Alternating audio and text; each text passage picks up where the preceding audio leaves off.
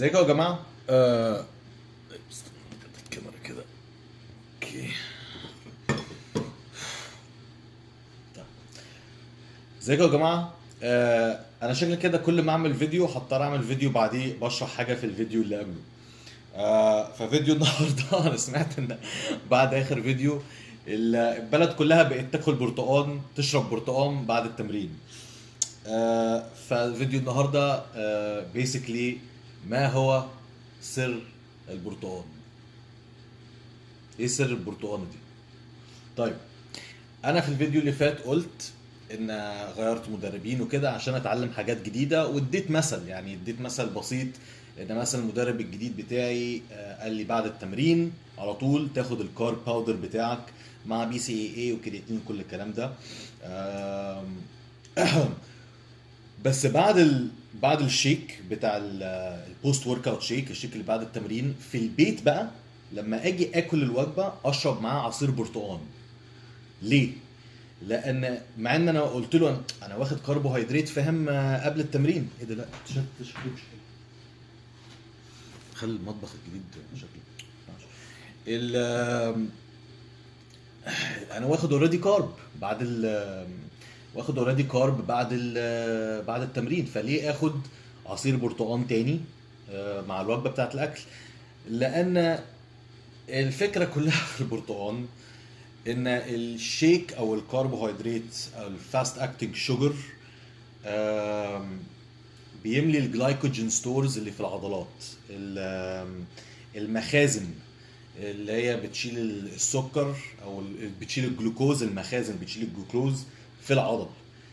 الفركتوز اللي هو السكر اللي في الفاكهة مختلف، ده هيملي المخازن الجلايكوجين في الكبد. ف بيسكلي لما انت في الاوف سيزون او انت عاوز ترمي عضل، وحتى كمان ممكن تعملها لو انت بتعمل دايت مثلا فترة بطولات وعندك مثلا هاي كارب داي او تشيت داي او كل الكلام ده، ممكن تعمل كده بحيث ان انت بعد التمرين كل حاجة ايه تعمل لها ريستور، كل حاجة تمليها تاني. بس دي فكرة البرتقال اللي بعد التمرين. يعني ممكن مش شرط يبقى عصير برتقال، ممكن يبقى هو لو برتقال احسن لان فيه الفيتامين سي. السكر اللي فيه عالي. بس اتأكدوا ان لما بتشربوا من عصير، مش لازم تشربوا فريش، يعني ممكن تشربوا من عصير معلب. بس اتأكد ان هو ما يكونش concentrate، يعني not from concentrate، يعني يبقى real orange juice. وما فيهوش بالب اللي هي الحاجات الصغيره دي اللي بتشوفها في العصير ساعات. بس فده كان سر عصير البرتقال. هل في حاجه تانية عايز اتكلم عليها؟ لا مفيش. الخصم على البرامج شغاله دلوقتي. انا قلت ان انا هوقف الخصم الاسبوع ده، بس برضه في نفس الوقت قلت لما اوصل 60 واحد، واظن دلوقتي في 48 او 49 واحد اشتروا البرنامج. انا مش بقول ده اي كلام على اساس فاهم اخلي نفسي فاهم اكني بقى كله بيشتري. لا، ادي الباي بال ببيع تقريبا برنامج شغالين دلوقتي فاهم كل نص ساعة واحد. فعلى الثلاث ايام اللي فاتوا عندنا مثلا دلوقتي حاجة 40 واحد. لما اوصل 60 يا جماعة هقفل العرض تماما، لان مش هعرف اعمل برامج اكتر من كده واسلمها في خلال ال 14 يوم اللي انا بحددها. يعني انا كل لما باجي بعمل برنامج لناس او لشخص بقول له البرنامج هيخلص في خلال 10 ايام لغايه 14 يوم. لو اخدت اكتر من 60 في الفتره دي مش هعرف اسلمها في ال 14 يوم دي، وبعدين هتاخر ويبقى شكل انا وحش، وبعدين الكلاينت العميل هيقول انت ليه ما بتسلمش الحاجه في وقتها، وده يبتدي يتكلم يقول له ضر دايما بيتاخر.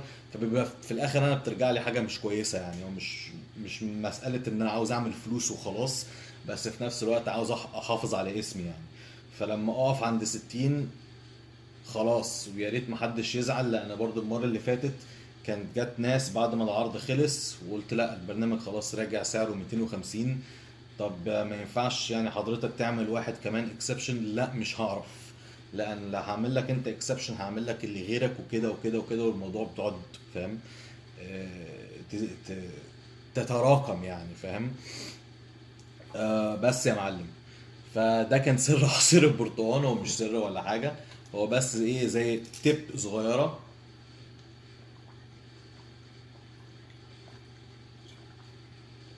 بس من الحاجات اللي انا عاوز ادخل فيها اكتر النيوتريشن. يعني انا مش تخصصي، مش عاوزه يبقوا بس فاهم تمرين وهرمونات وكده، مع ان انا كويس قوي في الدايت، بس عاوز برضو ايه اتفنن في الدايت في الحاجات الصغيره دي، فاهم الديتيلز الصغيره. الحفاظ على الصحه اهم حاجه. عاوز اعمل فيديو تاني ابتدي اتكلم على صحه العقل. اظن ده فيديو مهم جدا، لان ناس كتيره مننا شباب كعرب بيعانوا مشاكل نفسية كتير. المشكلة الأكبر إن إحنا كعرب متربيين على أساس إن المشاعر، أو إن أنت تبقى مثلا زعلان أو عندك كآبة، دي حاجة استنى، دي حاجة غلط وما ينفعش. Yeah, I'm gonna give you something just to give him. إن إن المشاكل النفسية حاجة عيب، ولازم تبقى راجل وذكر، وما ينفعش تبقى زعلان وعواطف ايه وبتاع ايه، فاهم؟ فده بيبقى ضغط مننا عالي جدا علينا، عالي جدا، بالذات لو انت متجوز ومخلف، فبتحس ان المسؤولية على ظهرك عمالة ايه تكبسك لتحت، لان مفيش حد تكلمه، مفيش حد تعرف تقول له، فاهم؟ انا انت فاهمين قصدي يعني. ففي ده فيديو بصراحة عاوز ادخل فيه. يا ريت تقولوا لي رأيكم، لو هل ده فعلا فيديو مفيد، ولا كل واحد مبسوط وحياته مية مية ومش محتاج فيديو زي ده. لو مش محتاجين قولوا لي ما اعملوش. لو فعلا محتاجين فيديو عن الحالة النفسية وازاي ان هي ممكن تأثر على حياتك، وازاي ان انت تطلع نفسك من حالة كآبة او في حفرة، ممكن اعمل فيديو زي ده. للاسف انا مش هعرف اقول لك ازاي تطلع نفسك من مشكله زي كده، لان انا الى حد ما في المشكله دي دلوقتي، معرفش جت ازاي، بس عندي الموتيفيشن ضايع خالص. والمدرب بتاعي هو اللي يعني نصحني ان انا اتكلم مع الفانز بتوعي عن الموضوع ده، لان كان في احتمالات ان انا ما اخشش بطولات السنه دي بسبب الحاله دي، لان مش شغال 100%. يعني مش مدي حق البطولات كلها، حقها كلها، وبروح التمرين بالعافية، بعمل الدايت بالعافية. لان مش عارف، حاسس ان انا هل ممكن تكون الغربة بقالي هنا كتير. عادة الناس اللي بتهاجر في كندا او امريكا بترجع بلدها كل سنة. فانا الغلطه اللي انا عملتها ما عملتش كده، انا فضلت هنا لان كنت عمال اخش بطولات ورا بطولات ورا بطولات، وكنت عاوز احترف. وبعد احترف قلت طب اجرب طيب موسم واحد. جربت موسم واحد كسبت بطوله محترفه، طب نكمل بس كمان شويه على الاولمبيا. فواحده حاجه ورا التانيه، حاجه ورا التانيه. للاسف اوكي الكارير بتاعي كويس جدا، الحمد لله.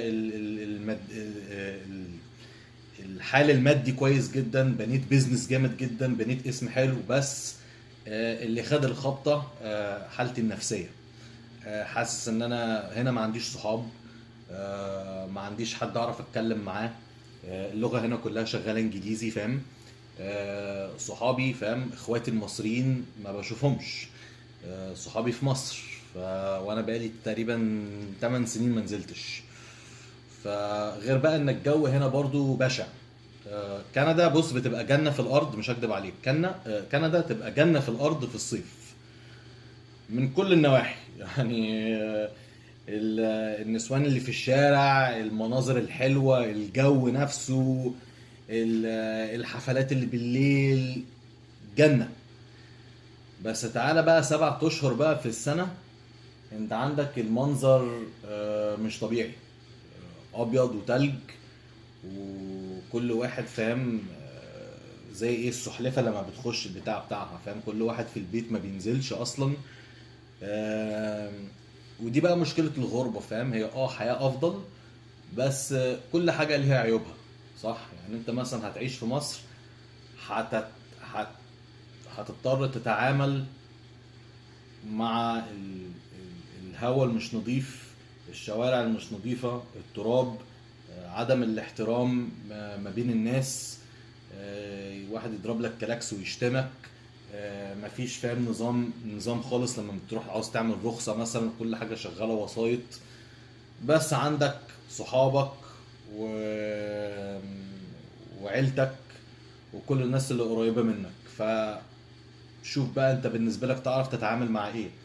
هنا في كندا في نظام، في احترام، مفيش شغل مفيش كلاكسات اصلا. هنا الكلاكس ده يعني يعتبر حاجة قليلة الذوق لو عملتها، وما تعملهاش غير لو واحد غلطان قوي قوي قوي، اللي هو انت بتحاول تفوقه وتقول له انت بتعمل ايه ولا رايح فين. وفي نظام طبعا، كل واحد ليه حقه هنا. البلد بتحافظ على ناسها. احنا على فكرة مش زي امريكا خالص، بس عشان تفهم يعني. الناس ساعات بتفتكر ان كندا عشان قريبة من امريكا زيها. خالص خالص، ده عالم، ده كوكب وده كوكب اصلا. كندا زي النرويج، البلاد اللي هي السكندنافيان. يعني عندنا احنا الهيلث كير ببلاش، عندنا الدراسة ببلاش، فالحكومة بتخلي بالها من ناسها. يعني انت فاهم. يعني انا لما اتحرقت، فاكرين الحريقة بتاعت رجلي، انا كنت يعني البلد هي اللي تولت الموضوع تماما، ما دفعتش دولار واحد. لو كان ده حصل في امريكا كان زماني مثلا 200 الف دولار. يعني كان زماني في دين 200 الف دولار للحكومة اقل واجب. لان انا لما اتحرقت كان في ممرضة بتجيلي كل يوم البيت تحميني وتنظف الجرح وتغير البنداج وكده. فطبعا حاجة زي كده في امريكا انت على الاقل، انا بقول لك 200 الف 250 الف ربع مليون. انت في امريكا بتروح تشوف دكتور في المستشفى لو عندك مثلا برد جامد، هتلاقي الحساب جالك في البيت 1000 وشوية. ف بس مشكلة كندا طبعا الوحدانية اللي هنا. كل واحد مسحول في شغله، كل واحد فاهم، لان عندنا الضرايب عالية. عندك الضرايب عالية، فانت بتحاول دايما تشتغل تشتغل تشتغل تشتغل تشتغل. فده الحال.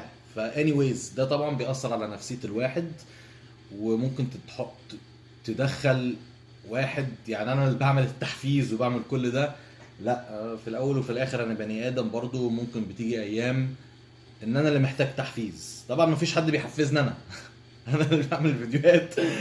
الحاجات اللي بتساعدني والله لما بشوف ناس بتبقى عامله فيديوهات عليا كويسه يعني، او البوستات اللي كده دي بحس ان انا، لا انت عارف يعني، الناس لسه موجودين في البيت مستنينك في الوطن العربي، فاقرص على نفسك يعني. بس هنا طبعا مفيش، هنا الدنيا فاضية خالص يعني. بس يا معلم، فلو عاوزين نعمل فيديو على الموضوع ده قولوا لي واعملوا. يا ريت تعملوا سبسكرايب، ونشوفكم في الحلقة الجاية. واتمنى ان انا ساعدتكم في سر البرتقال. قبل ما اقفل عاوز اوريكم حاجة يا جماعة. لابني زين خد حزام الرمادي، فدي حاجة انا مبسوط منها. شوفوا الفيديو دلوقتي.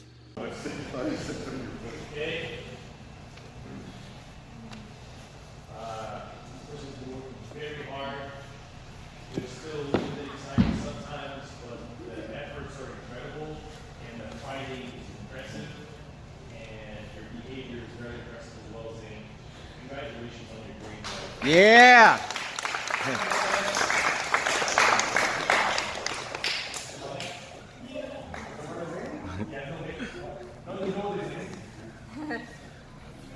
Good job, Zane.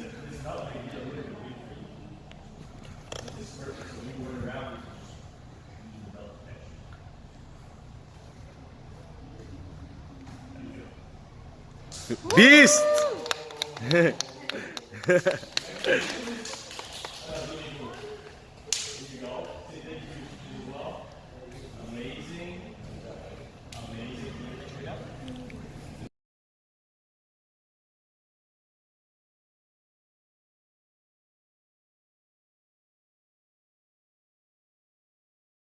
لحظة حلوة برضو لكل أب. طيب يا جماعة، اعملوا سبسكرايب، واعملوا للبرامج لو مهتمين بيه. ابعتوا رسالة للصفحة الرسمية بتاعت الانستجرام او الفيسبوك، هتلاقيها تحت في تحت الاسم بتاع الفيديو هتلاقي فيه كده بتاع حاطط لكم فيه كل اللينكات يعني.